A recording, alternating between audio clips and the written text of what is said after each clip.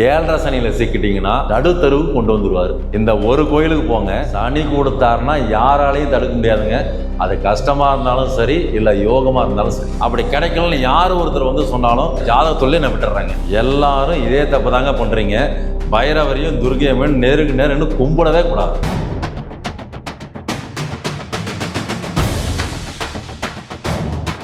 ஐந்து கரத்தனை யானை முகத்தினை இந்தி நிலம்பரை போலும் ஏற்றனை நன்றி மகந்தனை ஞான கொழுந்தினை புந்தியில் வைத்தடி போற்றுகின்றேனே என்ற விநாயக பெருமானின் துதியை பாடி அவரின் துணையை கொண்டு இந்த காணொலி வாயிலாக உங்களை நான் சந்திப்பதில் பெருமகிழ்ச்சி அடைகின்றேன். நான் உங்கள் அபிமான ஜோதிடர் பா சக்திவேல், ஸ்ரீ ஹயகிரிவா ஜோதி நிலையத்திலிருந்து பேசுகிறேன். இந்த காணொலி வாயிலாக நாம் காணவிருக்கும் திருத்தலம் பஞ்சின் மெல்லடையால் சமேத அக்னீஸ்வரர் திருத்தலம். அதை பற்றி நாம் பார்க்க போகிறோம். வாங்க போகலாம்.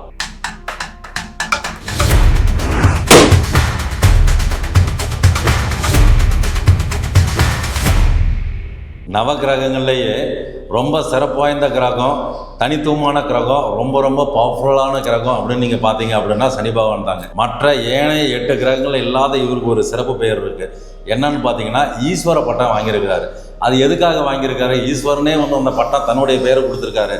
அப்படின்னா சனி பகவான் தன்னுடைய காரகத்துவமான தன்னுடைய கடமை, ஒழுக்கம், நீதி, நேர்மை, நியாயம் இந்த மாதிரி விஷயங்களை தாண்டி அவர் தனக்கே உரித்தான மக்களுடைய பாவ புண்ணியத்துக்கு ஏற்ற மாதிரி கடுமையான பலன்களை கொடுத்து விரைவிலேயே அவங்களுடைய வாழ்நாட்டில் பிற்காலத்தில் மேலே லிஃப்ட் பண்ணி ஒரு உயர்வான இடத்துல கொண்டு போகிறதுல ஒரு சிறப்பு வாய்ந்தவர் சனி பகவானுக்கு மிஞ்சினவர் எந்த தெய்வமும் இல்லைங்க.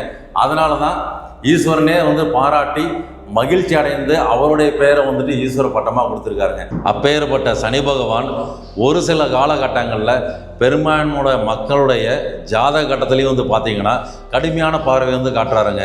எந்த காலகட்டம்னு பார்த்தீங்க அப்படின்னா 7 நாட்டு சனி, கண்டக சனி, அஷ்டமத்து சனி, அஷ்டாமத்து சனி. ஸோ இந்த மாதிரி காலகட்டங்களில் அவரோட பார்வை கடுமையாக தாங்க இருக்கும். காரணம் என்னன்னா, ஒருத்தனுக்கு வந்துட்டு உழைப்பை வந்துட்டு சொல்லிக் கொடுக்கல சனி பகவானுக்கு மிஞ்சினவங்க யாருமே இல்லை. கடுமையான பலன்களை கொடுத்து உழைப்பை கடுமையாக கொடுத்து அவங்க லிஃப்ட் பண்ணி பெருசானதில் அவருக்கு நிகர் வேறு யாருமே கிடையாதுங்க.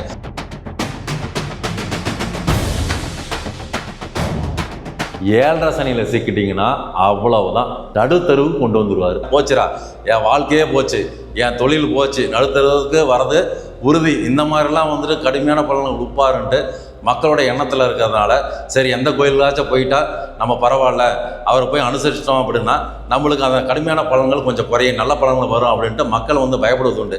ஸோ அந்த மாதிரி வந்துட்டு பார்க்கும் பொழுது மக்களோட எண்ணத்துலையும் மனதிலையும் ஓடிட்டு இருக்க ஒரு சில கோயில்கள் வந்து பார்த்திங்கன்னா, குறிப்பாக தமிழ்நாட்டில் பார்த்தீங்க அப்படின்னா உங்களுக்கு வந்துட்டு திருநள்ளாறு, இதே வெளி மாநிலங்களில் பார்த்தீங்க அப்படின்னா உங்களுக்கு சனி சின்காப்பூர் மகாராஷ்டிராவில் இருக்குது. இந்த மாதிரி நம்ம தமிழ்நாட்டில் ஒரு சில கோயில்கள்லாம் வந்து கண்டிப்பாக இருக்குங்க. ஆனால் அந்த கோயில்களையும் தாண்டி ரொம்ப சிறப்பான கோயில், ஒரு பேர் பெற்ற கோயில், ரொம்ப சிறப்பான தலம் அப்படின்னு பார்த்தோம்னா அதுதான் இப்போ நம்ம பார்க்க போகிற திருப்பலிக்காடு கோயிலுங்க.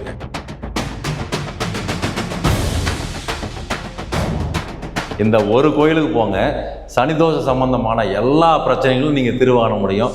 அப்படி கிடைக்கலன்னு யார் ஒருத்தர் வந்து சொன்னாலும் சொல்லுங்கள், என்னுடைய இந்த ஜாதகத்துள்ளே நான் விட்டுறேங்க. இந்த திருத்தலம் அமைஞ்சிருக்க இடம்னு நம்ம பார்த்தோம் அப்படின்னா தமிழ்நாட்டில் திருவாரூர் மாவட்டத்தில் திருக்கொள்ளிக்காடு அப்படிங்கிற ஒரு கிராமத்தில் இந்த திருத்தலத்தில் அக்னீஸ்வர பெருமான் வந்துட்டு அருள்பாலிக்கிறாருங்க. உள்ளார மூலவர்னு பார்த்தீங்க அப்படின்னா தந்தை சிவபெருமான், அதாவது அக்னீஸ்வரராக காட்சியளிக்கிறாரு. தாயார் மிருதுபாத நாயகி என்கின்ற பஞ்சின் மெல்லடையால் தாயார் இருவரும் சேர்ந்து இங்கே வரக்கூடிய மக்களுக்கு வந்துட்டு பார்த்திங்கன்னா 16 செல்வங்களையும் வழங்கி ரொம்ப சிறப்பு செய்கிறாங்க. அது எப்படி இங்கே நெருப்பாக வந்துட்டு பார்த்திங்கன்னா தந்தையார் இருக்கிறார், சிவபெருமான் இருக்கார் அப்படின்னா அதுக்கு ஒரு காரணம் இருக்குங்க.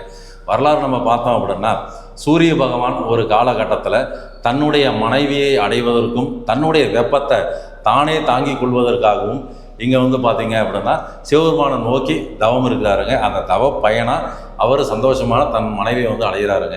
எப்படி இங்கே தந்தை சிவபெருமான் ஒரு அக்னியாகவும் தாயார் வந்து பார்த்திங்கன்னா பஞ்சு போன்ற ஒரு மென்மையான, ஸோ இருவரும் இணைந்து பஞ்சும் நெருப்பும் சேர்ந்தால் பற்றிக்கும் அப்படிங்கிற ஒரு பொருளுக்கு ஏற்ற மாதிரி இங்கே திருமணமான தம்பதிகள் இல்லை பிரிந்த தம்பதிகள், மனக்கசப்பில் இருக்க தம்பதிகள் யார் வந்து இங்கே சிவபெருமானையும் தாயாரையும் வழிபட்டாங்கனாலும் அவங்க சேருவாங்க, சந்தோஷமான ஒரு வாழ்க்கையை மேற்கொள்ளுவாங்க, குழந்தை பேர் அடைவாங்க அப்படிங்கிறது இங்கே நிதர்சனமான உண்மைங்க. அதே போன்று இங்கே வந்துட்டு சனி பகவான் பொங்கு சனியாக காட்சி அளிக்கிறாருங்க. கிழக்கு முகம் பார்த்த மாதிரி ஒரு தனி சன்னதியோட அருகே வந்து பார்த்தீங்கன்னா மகாலட்சுமிக்கு தனி சன்னதிங்க. இருவரும் அடுத்தடுத்து இருக்கிற சன்னதியோட மகாலட்சுமி அம்சத்தோடு கொண்ட இங்கே பொங்கு சனியாக வந்துட்டு சனி பகவான் விளங்குறாருங்க. பொங்கு சனியாக போனால் போட்டு எல்லாத்தையும் கஷ்டத்தை கொடுத்துருவாரு அப்படிங்கிற மீனிங்லாம் கிடையாதுங்க. பொங்கு சனி அப்படிங்கும் பொழுது வாரி வாரி வாரி வாரி எல்லா செல்வங்களையும், அதாவது தொழிலில் செல்வம், குடும்பத்தில் சந்தோஷம், 16 செல்வங்களையும் வாரி வாரி இங்கே கொடுக்குறதுல சனி பகவான் நிகரற்று வேறு எந்த தெய்வமும் இல்லைங்க. அந்தளவு ஒரு சிறப்பெயர் இருக்குங்க. ஏன்னா அவரோட மகாலட்சுமியோட அம்சமாக வந்துட்டு இங்கே இருக்கிறாருங்க. அதுக்கும் வந்துட்டு ஒரு சிறப்பான ஒரு வரலாறு இருக்குங்க. ஒரு காலகட்டத்தில் சிவபெருமானை நோக்கி இங்கே சனி பகவான் தவம் இருக்காருங்க. எதற்காக அப்படின்னு பார்த்தீங்க அப்படின்னா, அவர் கோபம் கொண்டு தன்னுடைய கடமை மேலே தன் மேலேயே வந்துட்டு அவருக்கு ஒரு விரக்தி வந்துடுது. அதனால் என்ன பண்ணிடுறாரு, இந்த திருக்குழி காட்டில் வந்துட்டு பார்த்தீங்க அப்படின்னா அமைதியாக உட்காந்துறாரு.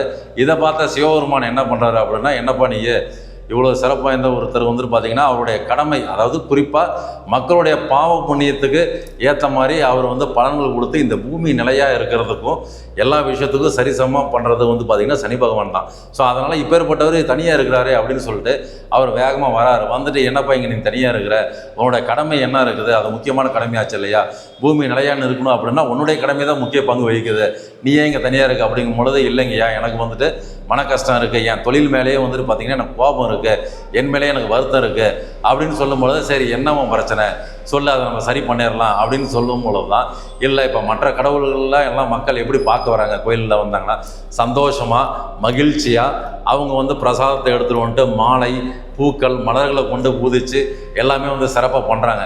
ஆனால் இப்போ என்னை பார்க்க வரும் பொழுது என்னமோ நான் தண்டனை கொடுக்குற மாதிரி, பனிஷ்மெண்ட்டு ஜெயிலில் வைக்கிற மாதிரியும் எல்லாருமே அந்த மாதிரி வருத்தப்பட்டுட்டு நேருக்கு நேராக கூட வந்து என்னை வணங்க மாட்டேங்கிறாங்க, என்னையை பார்த்தா என்ன பயந்து ஓடுறாங்க, நான் அவ்வளோ பாவம் செஞ்சவனா, என் கடமையை தான் நான் செஞ்சேன், எனக்கு என்ன நீங்கள் டாஸ்க் கொடுத்தீங்க, அந்த கடமையை நீதி நிலைமை நிலைநாட்டணும், அவன் செஞ்ச பாவத்துக்கு தண்டனை கொடுக்கணும், இது நீங்கள் கொடுத்த கடமை தானே, இதை செய்யும் பொழுது ஒரு நிறைவே இல்லையே, எல்லாருமே என்னை வந்து பார்த்து பயந்து போகிறாங்க, அதில் எப்படி எனக்கு ஒரு மகிழ்ச்சி வரும், என் கடமையில் எப்படி எனக்கு ஒரு மகிழ்ச்சி வரும் அப்படின்னு சொல்லிட்டு சொல்லும் பொழுது, சரிப்பா உனக்கு என்ன தான் பண்ணணும் அப்படின்னு சொல்லும் பொழுது, இங்கே இந்த இடத்துல என்னை நாடி வரும் பக்தர்களுக்கு என்னுடைய பார்வை முழுக்க முழுக்க முழுக்க முழுக்க சுப பார்வை தான், எல்லா வல்ல செல்வங்களையும் நான் வழங்கணும், இங்கே வந்துட்டு பார்த்தீங்கன்னா நான் தண்டனை கொடுத்து பாதி செல்வத்தை கொடுத்து பாதி பரிசு கொடுத்து இப்படிலாம் இருக்கக்கூடாது, என்னுடைய பார்வை முழு பார்வை சுப பார்வை தான் இருக்கணும் அப்படின்னு சொல்லிட்டு அவர் வரவாங்கிறாருங்க.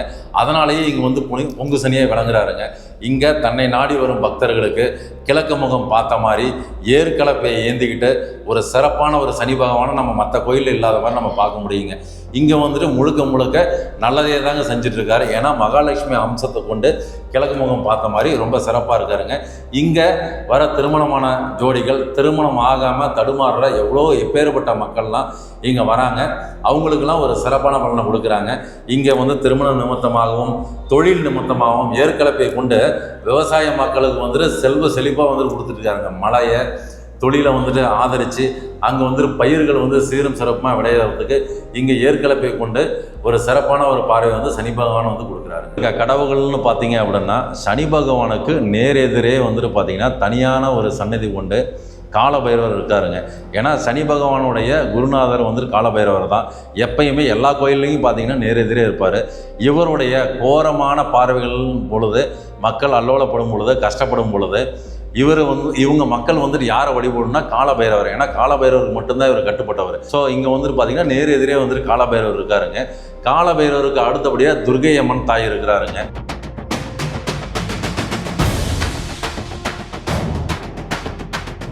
எல்லாரும் இதே தப்பு தாங்க பண்ணுறீங்க. பைரவரையும் துர்க்கை அம்மன் நேருக்கு நேர் இன்னும் கும்பிடவே கூடாது. கண்டிப்பாக இதை ஃபாலோ பண்ணணுங்க.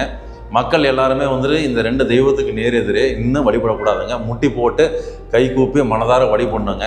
ஆனால் பொதுவாக மக்கள் வந்து பார்த்திங்கன்னா நேருக்கு நேராக தான் இன்னும் வழிபடுவாங்க. இதை கொஞ்சம் அவாய்ட் பண்ணிக்கிறது ரொம்ப சிறப்புங்க. இந்த நவகிரகங்கள் ஒரு சேர ஒரு சன்னதி இருக்குங்க. இந்த சன்னதி எந்த கோயில்கள்லையும் நீங்கள் பார்க்காத ஒரு சிறப்புங்க.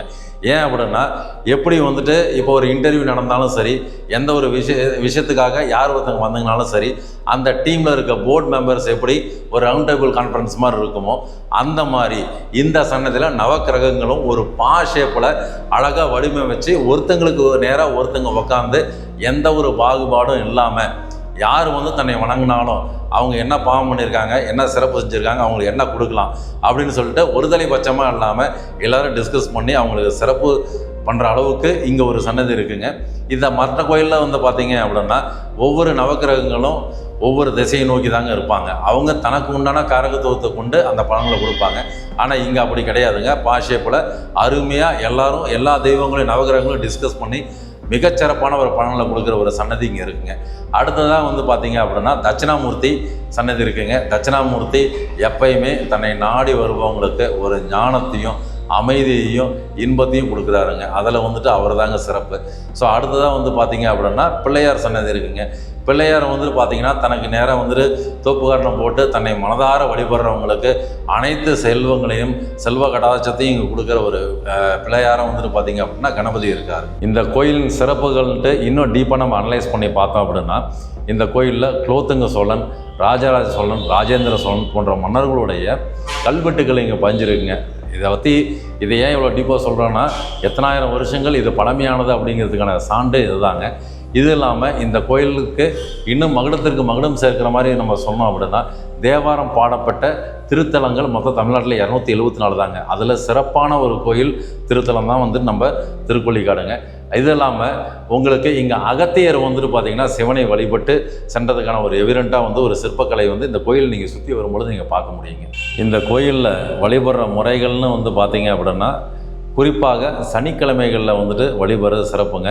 கூட்டம் இருந்தாலும் சனிக்கிழமையில் வந்து நீங்கள் தரிசனம் பண்ணுறது ரொம்ப சிறப்புங்க. இப்போ திருவாரூரில் இருக்கிறவங்க வந்துட்டு போயிடுவாங்க, அது சாதாரண ஒரு விஷயம். இப்போ நம்ம வெளியூர்லேருந்து வரோம், வெளி மாநிலத்துலேருந்து வரோம் அப்படின்னா இங்கே கோயில் அருகே வந்து பார்த்திங்க அப்படின்னா எந்த ஒரு லாட்ஜு, எந்த ஒரு தங்குறதுக்கான ஒரு விடுதிகளே வந்துட்டு இங்கே கிடையாதுங்க. அதனால் நம்ம வெள்ளிக்கிழமைகளே நைட்டு வந்துட்டு திருவாரூரில் தங்கிட்டு சனிக்கிழமை காலையில் அதிகாலையில் எழுந்துச்சி நீங்கள் வந்து தலையை குளிச்சுட்டு உங்கள் அங்கவஸ்திரமாக பார்த்தீங்க அப்படின்னா நீங்கள் போட்டுக்கிற ட்ரெஸ்ஸு வந்துட்டு ஒரு நீல கலர்லேயோ கருநீளத்துலேயோ அல்லது ஒரு கருப்பு நிற ஆடையை கொண்டோ நீங்கள் ட்ரெஸ் பண்ணிட்டு வர்றது ரொம்ப சிறப்புங்க. கோயில் அடைஞ்ச உடனேயே வந்து பார்த்தீங்க அப்படின்னா அங்கே தனியாக பார்க்கிங் இருக்குது. முடிச்சுட்டு கோயிலோட என்ட்ரன்ஸ் நீங்கள் வரும்பொழுது கோயிலுக்கு உள்ளார போகிறதுக்கு முன்னாடி 2 வழிபடும் முறைகள் இருக்குங்க. அதாவது சைடில் நீங்கள் பார்த்தீங்க அப்படின்னா உங்களுக்கு தீர்த்த குளம் இருக்குது. இங்கே அக்னீஸ்வரர் தீர்த்த குளம்னு வந்து சொல்லுவாங்க. அங்கே கால் நினச்சிட்டு தண்ணி தலையில் தெளிச்சிக்கிறது, கண்ணில் ஊற்றிக்கிறது ரொம்ப சிறப்பு. அதுக்கு முன்னாடி அதை முடிச்சுட்டு கோயிலுக்கு என்ட்ரன்ஸில் நீங்கள் வரும்பொழுது வந்து பார்த்திங்கன்னா இங்கே வந்துட்டு அகல் தீபம் வந்துட்டு சனி பகவானை ஏற்றுறதுக்கு ஒரு சிறப்பான இடம் தனியாகவே சைடில் அமைச்சிருக்காங்க. ஸோ அதில் பார்த்திங்கன்னா ஒவ்வொரு ராசிக்கும் ஏற்ற மாதிரியே நல்லெண்ணெய் கொண்டு இங்கே வந்துட்டு தீபம் ஏற்றுற ஒரு வழிபாடு இருக்குது. இதையும் தாண்டி ஒரு சிறப்பு என்ன அப்படின்னா இப்போ மற்ற கோயிலில் வந்து பார்த்திங்க அப்படின்னா எள்ளை கொண்டு உங்களுக்கு திரியாக அமைச்சு துணியில் கட்டி திரி மாதிரி அமைச்சு போடுவாங்க. இங்கே அப்படி கிடையாதுங்க. உங்களுக்கு வந்துட்டு நல்லெண்ணெயை ஊற்றுறாங்க, நல்லெண்ணெய் ஊற்றி மேலே வந்துட்டு பார்த்திங்கன்னா எள்ளை தூவி விடுறாங்க. ஸோ இதன் மூலயமா ஏற்றும் பொழுது உங்களுடைய பிரார்த்தனை இன்னும் கொஞ்சம் வலு சேர்க்குற மாதிரி இருக்கும், இன்னும் ஆழமாக போய் சேரும் அப்படிங்கிறதுக்காக, இன்னும் பவர்ஃபுல்லாக இருக்கணுங்கிறதுக்காக இந்த மாதிரி வழிபாடு இருக்குங்க. இதை முடிச்சுட்டு கோயிலுக்குள்ளே செல்லும் பொழுது நீங்கள் வந்துட்டு இப்போ மற்ற கோயிலெலாம் சனி பகவான் நேருக்கு நேர் நின்று கும்பிட்றதுக்கு பயப்படுவீங்க. ஆனால் இந்த கோயிலில் நீங்கள் போகும் பொழுது அந்த சனி பகவானுக்கு நம்ம வந்துட்டு மாலையை வாங்கிட்டு போகலாம், மலர்கள் கொண்டு பூஜிக்கலாம், அர்ச்சனை தனியாக பண்ணலாம், நேருக்கு நேரம் நின்று வழிபடலாங்க. ஸோ அவ்வளோ சிறப்பாக இந்த கோயிலில் சனி பகவான் பொங்கு சனியாக சீரும் சிறப்புமாக சகல விதமான செல்வங்களையும் வந்துட்டு கொடுத்து அவர் அருள் பாலிக்கிறாருங்க. இந்த சிறப்புமிக்க கோயிலை வந்துட்டு நான் எப்பொழுதும் பெரும்பாலான டைமில் இல்லை, எப்பொழுதுமே வந்து பார்த்திங்க அப்படின்னா நான் வழிகாட்டக்கூடிய கோயில்களில் இதுவும் சிறப்பான கோயில். குறிப்பாக சொல்லணும் அப்படின்னா சனி பகவான் ஒவ்வொருத்தவங்களுடைய ஜாதகத்தில் 7 நாட்டு சனி நடக்கும் பொழுது, அஷ்டமத்து சனி நடக்கும் பொழுது, அஷ்டாமத்து சனி நடக்கும் பொழுது, கண்டக சனி, பாதச்சனி, இந்த மாதிரி எவ்வளவோ நடக்குங்க. சுற்றி வர ஜாதகத்தில் ஒருத்தங்களுக்கு வந்து 30 வருஷத்துக்கு ஒரு தடவை வந்துகிட்டே தாங்க இருப்பார். குறிப்பாக வந்து பார்த்திங்கன்னா 7ல் அதாவது களத்திர ஸ்தானத்தில் உட்காரும் பொழுது திருமணம் நிறைய தள்ளி போகுங்க. திருமணம் ஆனவங்களே வந்து பார்த்திங்கன்னா மனக்கசப்பு ஏற்பட்டு பிரிவு, முறிவு அந்த மாதிரி சூழ்நிலை ஏற்படுங்க. அவங்களுக்கான குறிப்பாக வந்துட்டு பார்த்திங்கன்னா திருநள்ளாறு, சனீஸ்வரன் இந்த கோயில்கள்லாம் தாண்டி இங்கே வந்துட்டு பார்த்திங்கன்னா நான் குறிப்பிட்டு சொல்கிறேங்க. இங்கே போயிட்டு பலனடைஞ்சவங்க ஏராளமானவங்க, கோடிக்கணக்கானவங்க. சனி கொடுத்தாருன்னா யாராலையும் தடுக்க முடியாதுங்க. அது கஷ்டமாக இருந்தாலும் சரி, இல்லை யோகமாக இருந்தாலும் சரி. அதனால் எல்லாம் வல்ல சனி பகவானுடைய துணை கொண்டு அங்கே அக்னீஸ்வரர் தந்தையார் தாயாருடைய வழிகாட்டுதலில் அவங்களுடைய துணை கண்டு எல்லாம் வல்ல அருளால் நீங்கள் எல்லா செல்வங்களையும் பெற வேண்டுங்க. மீண்டும் இன்னொரு காணொளியில் நம்ம சந்திப்போம். நன்றி, வணக்கம்.